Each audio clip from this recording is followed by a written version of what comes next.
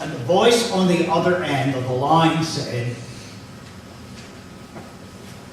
the prices of paper products are going up at the beginning of the next month. We have a full supply set aside for you now. Should we send them out now to you? And I said, yes. Almost immediately I thought to myself, I just said yes to what? The buzz throughout the church at that point in time among those that were responsible for such things were responding to me, and they were saying, we have never dealt with this company before. We do not have a standing order with them. Why did you say yes?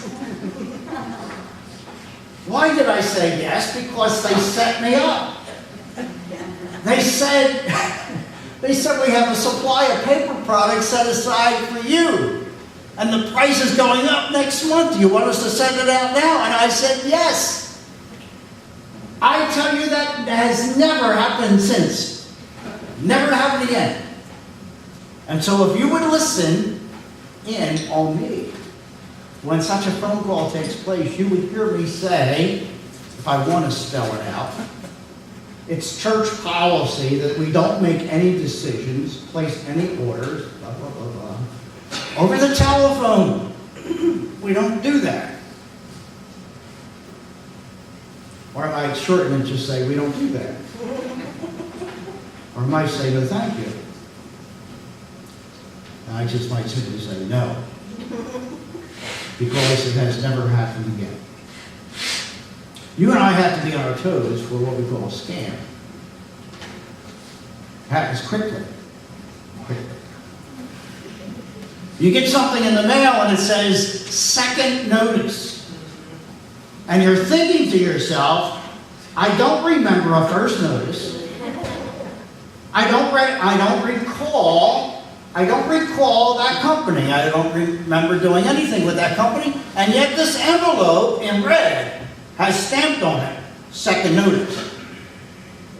I know it might not come to you through the postal service. It might come through your computer and it's email, second notice.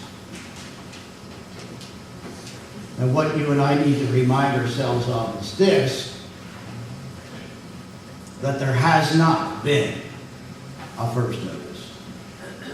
And these people really don't know anything about us unless we start answering their questions and putting it all out there for them.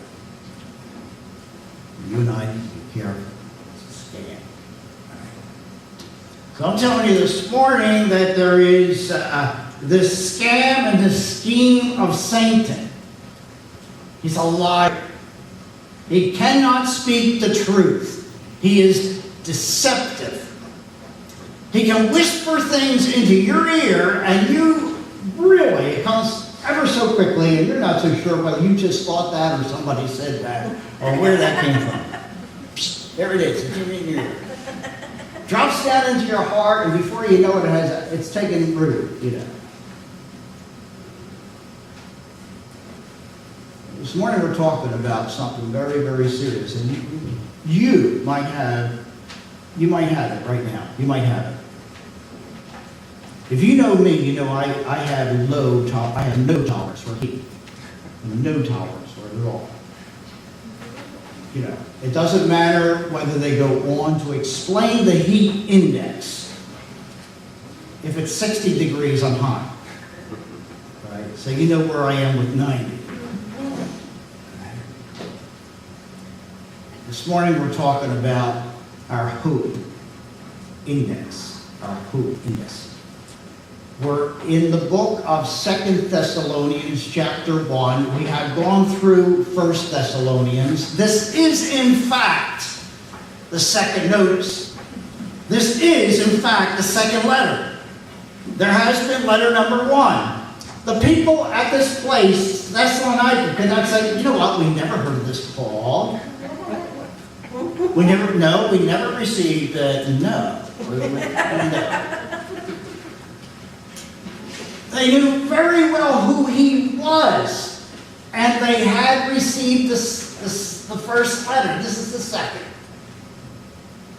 And I want for us to make a comparison, just a quick comparison. Would you look at chapter 1 of the first letter, chapter 1 of the first letter, and look at verse number 3. Make a comparison here.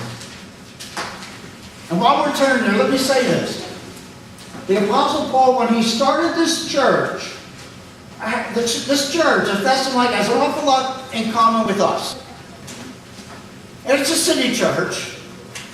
It's situated on the waterfront. It's a place of commerce, a place of government, and it's a place of sin. When he was there and he started that congregation, he was only there for 3 weeks. You can read about the startup of this church by looking at the book of Acts, some other point in time, chapter 17. You read about the upstart, the beginning of this congregation. He was only there 3 weeks. And this congregation has gone through an awful lot. No doubt they were disturbed over the fact that he was there and that he's gone and they're left on their own. He writes a letter. These 2 letters really, at the most, are spaced over a year. I think it's safe to say that most Bible expositors think that we're talking about within a couple of months. So within 3 weeks, you'll have someone present. Let's say at most 3 months, you have correspondence taking place. All right, so let's make a comparison between the first notice and the second notice. 1 Thessalonians chapter 1, verse number 3.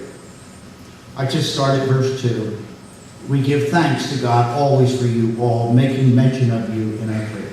Verse 3, chapter 1, 1 Thessalonians. Remembering without ceasing your work of faith, labor of love, and patience of hope in our Lord Jesus Christ in the sight of our God and Father. Verse 4, knowing, beloved brethren, your election by God.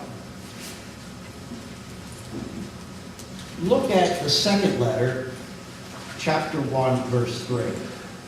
We are bound to thank God always for you, brethren, as it is fitting, because your faith grows exceedingly, and the love of every one of you all bounds toward each other. Verse 4, so that we ourselves boast of you among the churches of God for your patience and faith in all your persecutions and tribulations that you endure. You might want to say, you know what? Basically, they're the same. Something is conspicuously absent in the second notice. 1 Thessalonians chapter 1, verse 3 speaks of these 3 Christian virtues: faith, love, and hope. The second correspondence mentions 2 out of the 3. Faith and love. Hope is not there. No doubt, most of us, if not all of us, have had from time to time that sinking feeling where you feel like you're without hope. Without hope. I want you to know this morning that if you come to God through Jesus Christ, you need never have that experience. And hope, as far as the Bible is concerned, is different than hope as far as our understanding typically, and as we look up the word in the dictionary and we see it defined, it's different.